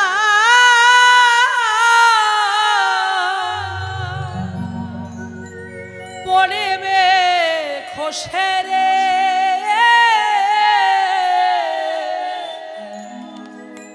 ও তোর কোন দিন। কোন খাঁচা মায়েরা? দেহ খাঁচা। খাঁচা কিনলাম, পাখিটাকে ধরেছি, রাখবো কোথায়? খাঁচা কিনলাম পাখি রাখবো বলে, কিন্তু পাখির যত্নের থেকে খাঁচার যত্ন অতিরিক্ত হয়ে যাচ্ছে। হ্যাঁ, তাহলে পাখির যত্নের থেকে খাঁচা একবার রং করছি, কত রকম করে কালারিং করছি, কত রকম করে ধোয়া মোজা করছি। হ্যাঁ রে, যার জন্য খাঁচা তার জন্য কি করলি? তাহলে খাঁচা কোনগুলো? খাঁচা হলো দেহ খাঁচা। আর এই দেহ খাঁচায় প্রতিদিনই সুন্দর ব্র্যান্ডেড কোম্পানি সাবান মাখছি, প্রতিদিন branded company body spray scent মাখছি, আয়রন করা জামা কাপড় পরছি, কত রকম কসমেটিক মুখে মাখছি, কত ভগবানের দেওয়া জিনিসগুলোর ওপরে কলম চালাচ্ছি। তাহলে সব কিছু করছি, তাহলে ওটা হলো টাকচার, ওটা হলো খাঁচা। তাহলে সেই খাঁচাটার যত্ন করছি, বিভিন্ন ডিজাইনের শাড়ি পরছি, দেখিয়ে দেখিয়ে যাচ্ছি। আবার যদি একটু 1 ভরি 1.5 ভরি ওজনের সোনার চেন পরি, আবার বুক দুলিয়ে দুলিয়ে যাচ্ছি। হ্যাঁ, তাহলে ভেবে দেখো, তুলসীর মালা পড়তে গেলে বলে গলা কিটকিট করে। এই আমার গলায় অনেক তুলসীর মালা, আমাকে অনেকে বলে দিদি আপনি এত গরমকালে থাকেন কি করে, গলা কিটকিট করে না? আমি বলি ভালোবেসে পড়লে গলা কিটকিট করে না, আরো আনন্দ লাগে। হ্যাঁ, ভালোবেসে পড়তে হবে। তাহলে আমি 1 ভরি 1.5 ভরির ওজনের সোনার গলার হার পরছি, কানে দুল পরছি, হাতে বাউটি পরে দুপুরবেলা যাও তো দেখি কোন মায়েরা যেতে পারে? রাস্তা ফাঁকা রাস্তা যাও, সঙ্গে সঙ্গে ফোনে ফোনে খবর হয়ে যাবে যে ওই দিদি হলুদ শাড়ি পরে যাচ্ছে, গাড়ি নিয়ে যা, সোজা মুখে রুমাল চাপা দিয়ে ফেলে দিবি, দিয়ে সব ছিঁড়ে নিয়ে যা হবে হবে, পরে বোঝা। আমরা কি দেখতে যাব? তাহলে এমন একটা জিনিস পড়লাম, সেই জিনিসের জন্য আমার প্রাণটাই চলে গেল। আর কিন্তু তুমি যদি একটা তুলসীর মালা কণ্ঠে ধারণ করে যদি রাস্তা দিয়ে হেঁটে হেঁটে যাও, তোমার দিকে কেউ কু নজরে তাকাতে পারবে না, বরং তোমাকে সম্মান দিয়ে বলবে হরে কৃষ্ণ মাতাজি। তাহলে কোনটা বেশি সম্মানের? 1.5 ভরি ওজনের সোনাটার বেশি সম্মানের না তুলসীর মালাটা সম্মানের? কোনটা বেশি মর্যাদার? এগুলো মনে রাখবেন, কারণ আমরা এটাই ভুলে গেছি। এখানে অনেকেই কণ্ঠে তুলসীর মালা পরে আছে, এখানে অনেককে দেখতে পাচ্ছি, খুব ভালো লাগছে। তাহলে এই যে আমরা তুলসীর মালা পরে আছি, দেখবেন একটা বাড়ির, কিছু মনে করবেন, এগুলো শুধু আমি প্রমাণ দিয়ে জন্য বলছি, দেখবেন একটা বাড়িতে যখন একটা কুকুর থাকে, দেখবেন সেই কুকুরের গলায় কি থাকে? বেল্ট থাকে কিংবা চেন দেওয়া থাকে। সে যদি বাই চান্স রাস্তাতে বেরিয়েও পড়ে, লোকে দেখলে বলবে এই রে, কার মনে হয় পোষা কুকুরটা বেরিয়ে এসেছে, বলবে কি না? কারণ তার গলায় একটা চিহ্ন আছে, তার গলায় একটা বেল্ট আছে। তাহলে তাকে দেখে কেউ বুঝতে পারে এর বাড়ির মালিক আছে, হয়তো কোনো কারণে কুকুরটা বেরিয়ে এসেছে। কিন্তু এমনি দেখবে রাস্তাঘাটে যে কুকুরগুলো যায়, ওদের দেখলে কেউ কিছু বলবে? কারণ ওদের কোনো সিকিউরিটি নেই, ওদের গলায় কিছুই নেই, ওদের তার মানে ওদের মালিক নেই, ঠিক কিনা? তাহলে দেখুন, তাহলে আমি এটাই বোঝাতে চাইছি, তাহলে আমরা হলাম তার কুকুর, তার পোষা কুকুর। তাহলে আমাদের মালিক আছে, সেই মালিকের চিহ্ন হলো এই যে বেল্ট, এটা হলো বেল্ট। আর যাদের নেই তাদের মালিকও নেই। হরি হরি। তো জয়রাধে, যদি মালিক করতে চান, মালিকের জন্য গলায় একটা চিহ্ন ধারণ করবেন, এটা সবার কাছে অনুরোধ। যাদের কণ্ঠে নেই তারা কণ্ঠে তুলসীর মালা পরবেন, তা না হলে এই ট্যাকচারটা শুধু সাজিয়ে গেলাম, এই ট্যাকচার সাজিয়ে লাভ নেই, এ চিতায় উঠলেই জ্বলে পুড়ে শেষ হয়ে যাবে। হ্যাঁ, সেই জন্য বলছে মন তুই রইলি।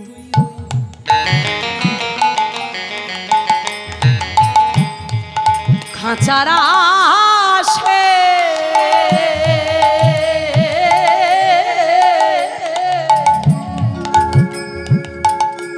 খাঁচা যেত কাঁচা বাসে, ওরে কোন দিন, ওরে কোন দিন খাঁচা পড়বে খসে, কোন দিন খাঁচা পড়বে খসে, ও তোর কোন দিন খাঁচা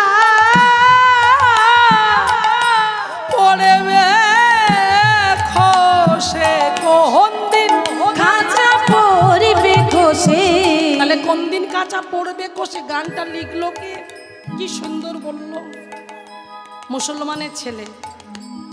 ও গো লালন, তাই তো লালন বসে বসে লালন কেঁদে কয়, কেমনে আসে যায় দেহ খাঁচার ভিতর, হাসির পাখি কেমনে আসি যায় দেহ খাঁচার ভিতর, হাসির পাখি কেমনে আসি যায়, তারে ধরতে পারলে মন বেড়ি, ধরতে পারলে মোহন বেরি, ধরতে পারলে মন বেড়ি, ধরতে পারলে মন বেরি, পাখির দিতাম বেড়িটা দিতাম পাখির পা, কেমনে আসে যায় দেহ খাঁচার ভিতর, হাসির পাখি কেমনে ওরে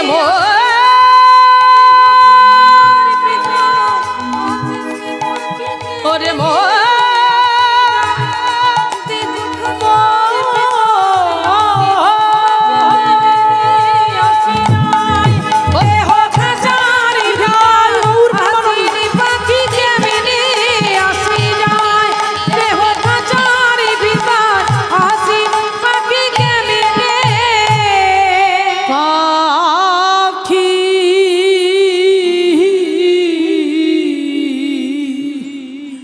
কেমনে আসে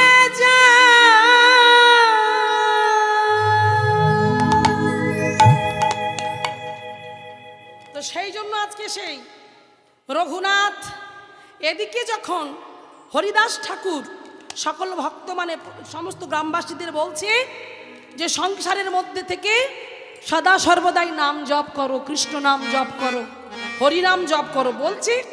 আর বলতে বলতে এইবারে জমিদার বাড়ির ছেলেটা ছুটে এসে আজ হরিদাস ঠাকুরের চরণে পড়েছে।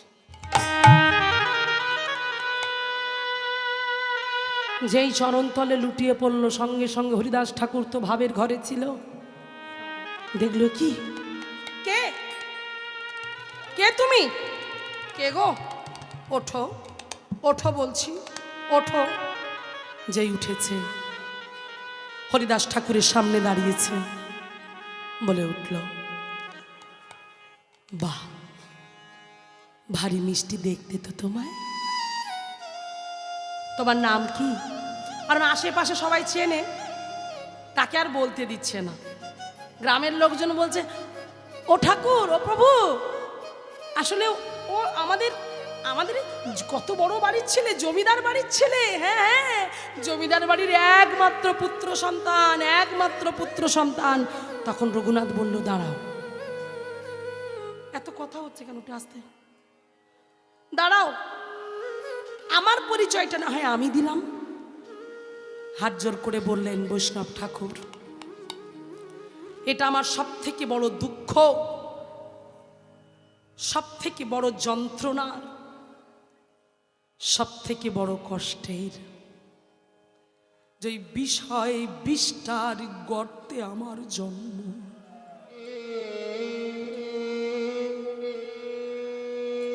আমি চাইনি যে আমার ওই বিষয় বিষ্টার গর্তে জন্ম। দেখুন, আমরা বিষয় ভোগ করতে চাই, আর রঘুনাথ জগৎকে শিক্ষা দিল, বিষয় ভোগ করলে ভগবান পাওয়া যায় না। তো এই বিষয়কে বলছে বিষটা, পায়খানা, বিষয় বিষ্টার গর্তে আমার জন্ম। আমি চাই না ঠাকুর, আমি হ্যাঁ হ্যাঁ, আমি সব কিছুর মায়াকে ত্যাগ করে, আমি সবাইকে ছেড়ে, আমি জানি আপনি চাঁদপুরে এসেছেন, আপনি লক্ষ্য হীরার মতো, হ্যাঁ, একজন গণিকাকে আপনি উদ্ধার করেছেন। তাই আমি শুনলাম আপনার চরণ যদি কেউ একবার ধরে, কোনো সাধুগুরু বৈষ্ণবের চরণ যদি একবার ধরা যায়, তার ভিতরে সকল জ্বালা, সকল মলিনতা দূর হয়ে যায়। তাই বৈষ্ণব ঠাকুর, ওই চরণে আমাকে আশ্রয় দেবেন, দিন না, ওই চরণে আমাকে আশ্রয় দিন। ওগো বৈষ্ণব ঠাকুর, দয়ার সাগর,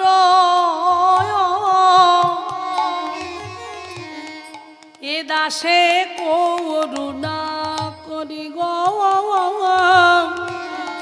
এ দাসে করুণা করি। ওগো বৈষ্ণব ঠাকুর, দয়ার সাগর, এ দাসে করুণা করি গো, এ দাসে করুণা করি। আমায় দিয়া পাদ ছায়া, ওহে বসিনা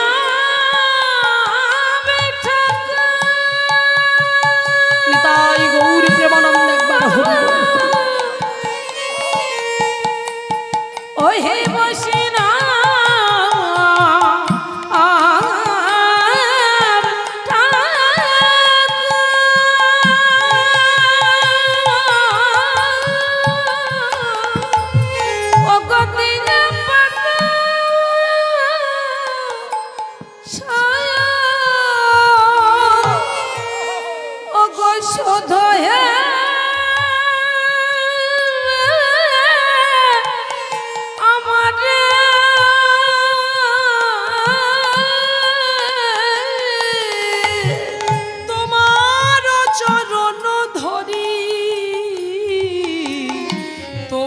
চরণ ওগো বৈষ্ণব ঠাকুর তোমারে চরণে এই প্রার্থনা, কি প্রার্থনা জানো? তোমারে চরণে ছাড়া ও না গো, ও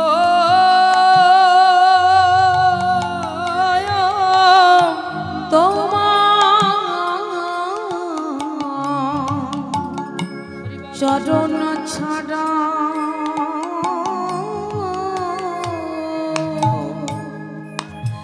আমায় করো বাবা বাবা না গো।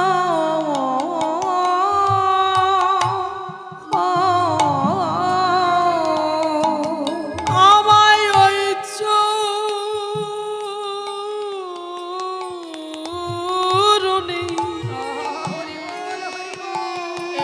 বৈষ্ণব ঠাকুর ওই চরণ আশ্রয় দিও। তোমার চরণ ছাড়া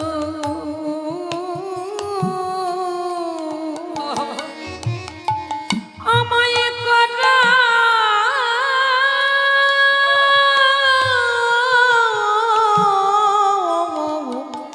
না গো।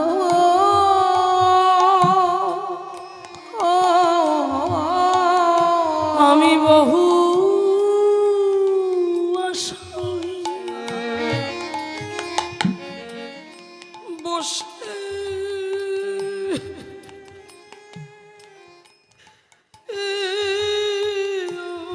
আছি তোমার চরণে ছাড়া করো না গো। আমি বহু আশা বসে যাচ্ছি আমায় ওই চরণে আশ্রয় দিও। আমায় চরণ ছাড়া করো না গো। তুমি কত পতিত উদ্ধারিলে, আমি পতিত রইলাম পড়ে। একবারে কৃপা করে দাও গো চরণ। তোমার চরণ ছাড়া করো না গো। আমায় ওই চরণে আশ্রয় দাও গো। করো না গো। ওই চরণে আশ্রয় নাও। তোমার চরণ ছাড়া করো না গো। তোমার চরণ ছাড়া করো না গো। দিয়া পাদ ছায়া ও গো সধায়ে আমার তোমার চরণ ধরে, তোমার চরণ ধরি। হরি বল হরি বল। তাহলে ভেবে দেখো মায়েরা, জমিদারের ছেলের কি অবস্থা দেখুন। আরও একটা খুব সুন্দর ঘোষণা আপনাদের কাছে। আপনারা যেমন কীর্তন, এটাও সেবা, আপনারা সেবা করছেন, এটাও তো ভগবানকে একটা সেবা করা, মনের সেবা। তো আমার কমিটির তরফ থেকে, দাদা ভাইদের তরফ থেকে এত সুন্দর হরিসভার আয়োজন করার সঙ্গে সঙ্গেও আমার দাদা ভাইরা ভেবেছেন আপনাদের জন্য সেবার ব্যবস্থা আছে। আপনারা প্রত্যেকে এই কীর্তনের শেষে সেবা করবেন, প্রসাদ পাবেন। প্রসাদ পেয়েই তবে আপনারা আর প্রাণ ভরে কমিটির দাদা ভাইদের বাবুদের আশীর্বাদ করবেন, যেন প্রতি বছর বছর এমন করে সবাই একত্রিত হয়ে কাঁধে কাঁধ মিলিয়ে, হাতে হাত মিলিয়ে এই হরিসভাটাকে ধরে রাখতে পারে। আর সেই দায়িত্বটা আপনাদের। আপনারা প্রত্যেকে সাহায্যের হাত বাড়িয়ে দেবেন, যাতে করে আপনাদের সাহায্যে নিয়ে তারা এমন সুন্দর তিলোত্তমাটাকে আবার সুন্দর করে করতে পারে। আর আপনারা অবশ্যই করে কীর্তনের শেষে সেবা করে তবে গৃহবিমুখে যাত্রা করবেন। নিতাই গৌর প্রেমানন্দ একবার হরি বল।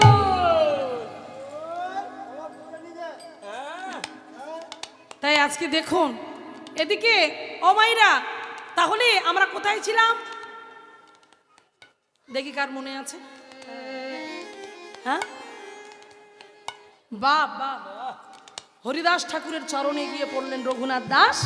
এবার রঘুনাথ দাসের এমন ভক্তি দেখে থাকতে পারলেন না হরিদাস ঠাকুর, হরিদাস ঠাকুর বদন পানে তাকিয়ে বলল, তোমার হবে,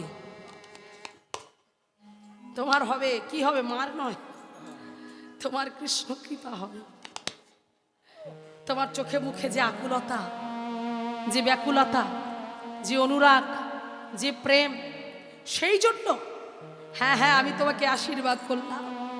একদিন একদিন তুমি তার কৃপা পাবে, একদিন তুমি তার কৃপা পাবে, একদিন তুমি তার কৃপা পাবে। ঘরের ছেলে হরিদাস ঠাকুরের আশীর্বাদ মাথায় নিয়ে পুনরায় জমিদার বাড়িতে তিনি পদার্পণ করলেন, ফিরে এলেন।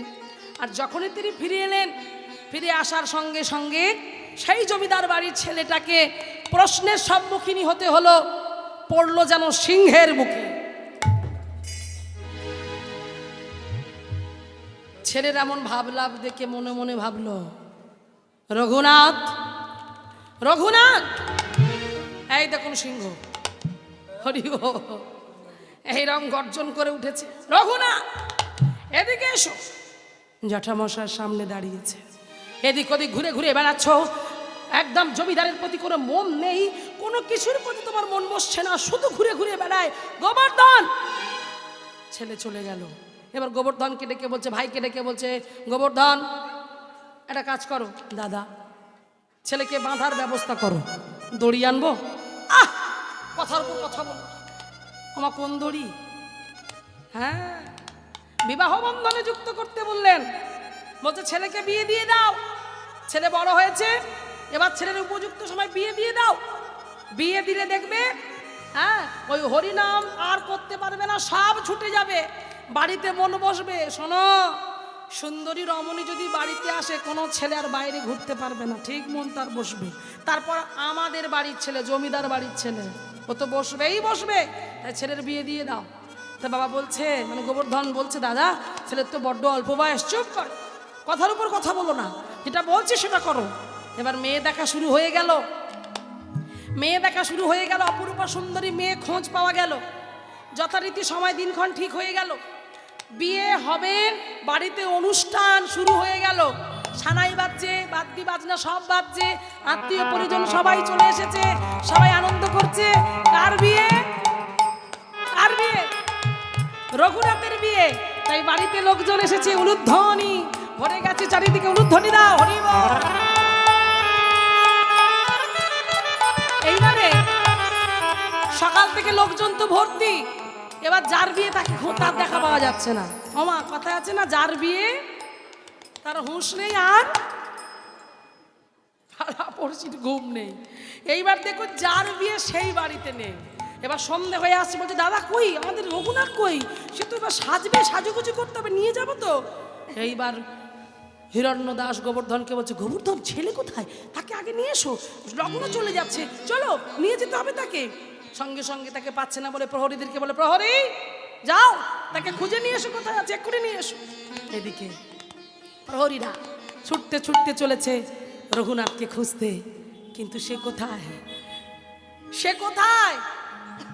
নদীর তীরে বসে বসে উদাস হয়ে প্রাণ ভরে গাইছে, ভজ শ্রী কৃষ্ণ, কহ শ্রী কৃষ্ণ, লহ শ্রী কৃষ্ণের নাম রে। ভজ সবাই গাও, সবাই হাতে তালি দে, হরি বল, হরি বল। শ্রী কৃষ্ণ, লহ শ্রী কৃষ্ণের নাম রে। বলে যে জনা শ্রী কৃষ্ণ ভজে, সে হয় আমার প্রাণ রে। ওই না যে জানা শ্রী কৃষ্ণ ভাবে, সে হয় আমার প্রাণ রে।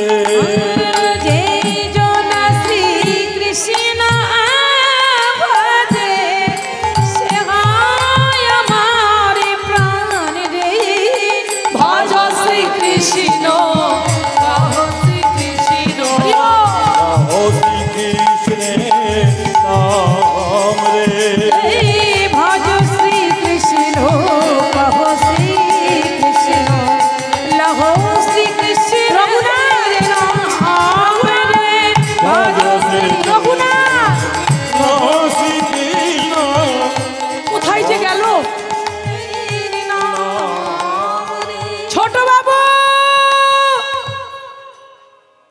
কে?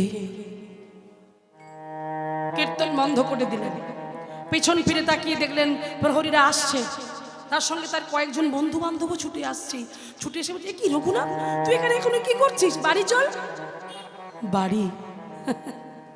আমার আবার বাড়ি আছে নাকি?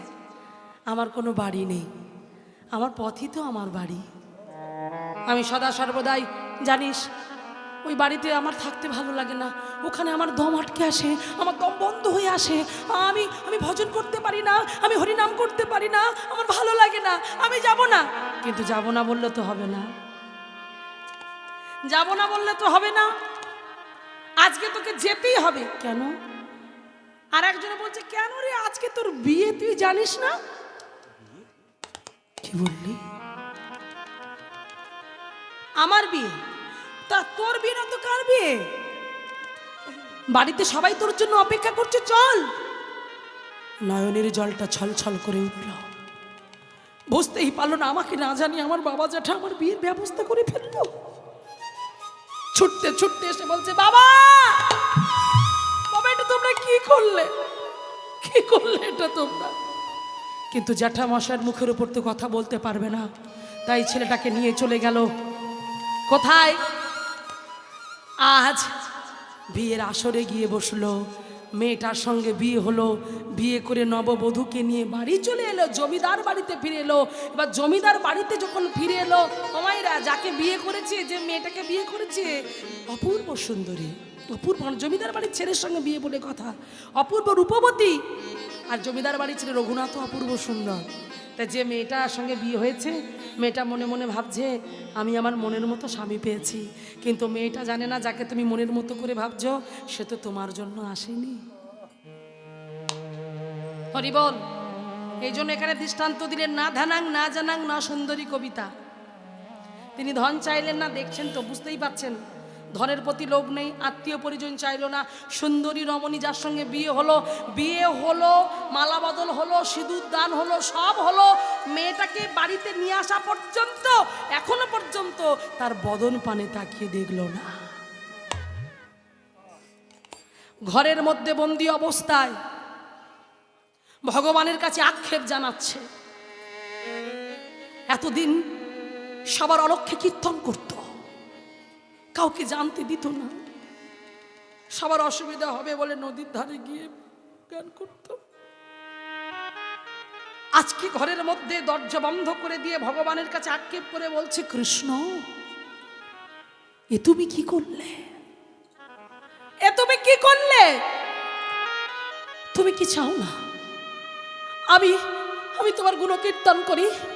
তবে কেন সংসার জীবনে আমাকে জড়িয়ে দিচ্ছ?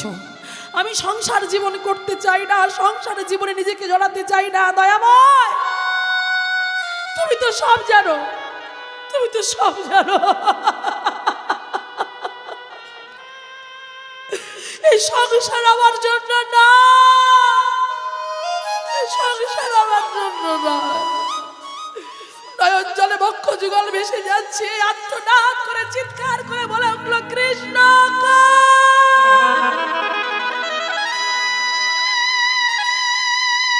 কৃষ্ণ কৃষ্ণ, আমি যার লাগি পাগল হলাম, আমি তারে পেলাম কই, তারে পেলাম কই, আমি তারে পেলাম কই, আমি যার লাগি পাগল হলাম, তারে পেলাম কই,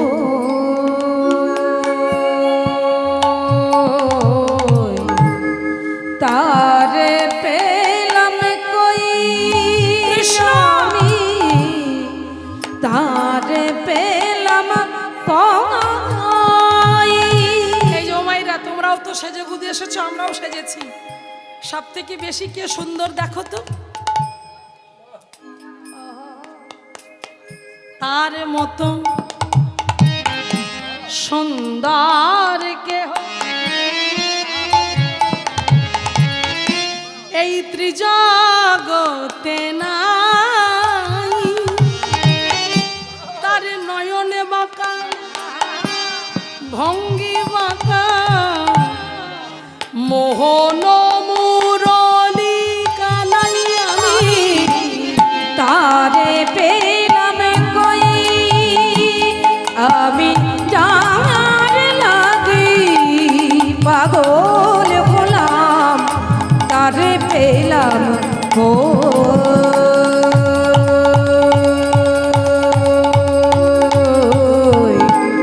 তারে পেলাম কই আমি, তারে পেলাম কই। তাহলে আমি যার লাগি পাগল হলাম তারে পেলাম কই? তাহলে মায়েরা কে পাগল? কে পাগল? তোমরা পাগল নও? তোমরা পাগল নও? বাবারা পাগল নও?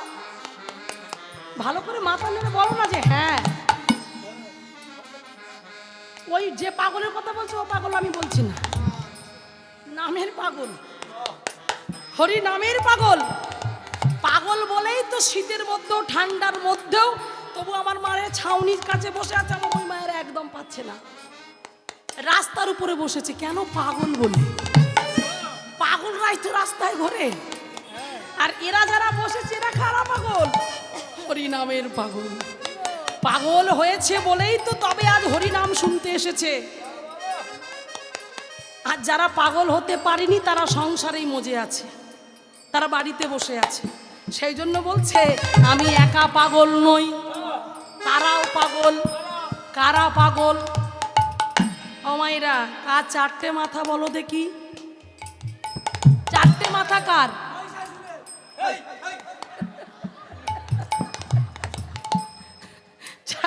চারটে মাথা কার? ব্রহ্মা। তাহলে ব্রহ্মার জন্ম কি করে হলো? ভগবানের নাভি কমল থেকে। হ্যাঁ, পদ্ম ফুল, ওই যে নালা গেছি তাতে যে পদ্ম ফুল হয়ে আছে, সেই পদ্ম ফুলের উপরে বসে বসে, তাহলে বেশি দূরত্ব নয়, ভগবানের কাছের মানুষ, নিজের জন, চারটে মাথা, আর নয়নের জল দিয়ে ডাকছে। আট নয়নের জল দিয়ে ডেকেও সুখ পাচ্ছে না, তবু পাগলামি করছে। আবার ওনার থেকে একটা মাথা এক্সট্রা বেশি। কার? কার একটা মাথা বেশি? হ্যাঁ, এ বলছে বোম ভোলে। হ্যাঁ, দেবাদিদেব মহাদেব একটা মাথা, মানে পঞ্চমুখে ভোলানাথ। তাহলে সেই পঞ্চমুখে ভোলানাথ তার কি খবর? দেখো শ্মশানে মশানে পড়ে থাকে ছাই ভস্য মেখে, তার কি ঘর বাড়ি নেই? কোথায় বাড়ি? এই যে বেশটা শুধু দেখো, দেখেছো? ভাঙড় ভোলা, হরিবল হরিবল। তাহলে বাবার বাড়ি কৈলাসে, তাহলে সেই কৈলাসে ছেড়ে বাবার স্ত্রী সুন্দরী মা দুর্গা, তাহলে সুন্দরী রমণী কৈলাস ছেড়ে তিনি পড়ে আছেন শ্মশানে ছাই ভস্মকে। কেন? ওই যে সব দেহ যখন কাঁধে করে নিয়ে যাওয়া হয়, সবাই যখন বলে বলো হরি বলো হরি বলো হরি, সেই হরি নাম শ্রবণ করবার জন্য পঞ্চমুখে ভোলানাথে তিনিও পাগল। তাহলে এখানে বড় গুণী মানুষরা পাগল যদি হয়, আমরা তো কোন ছাড়, আমরাও পাগল। তাই সেই জন্য রঘুনাথ বললেন আমি একা পাগল নই। কে পাগল? ব্রহ্মা পাগল, শিব পাগল, আর পাগল ইন্দ্র। এই যে আমি যারে লাগি হ্যাঁ পাগল হলাম, সে যে অরবিন্দ আমি, তারে পেলাম কই আমি যার লাগি পাগল হলাম, তারে পেলাম কই।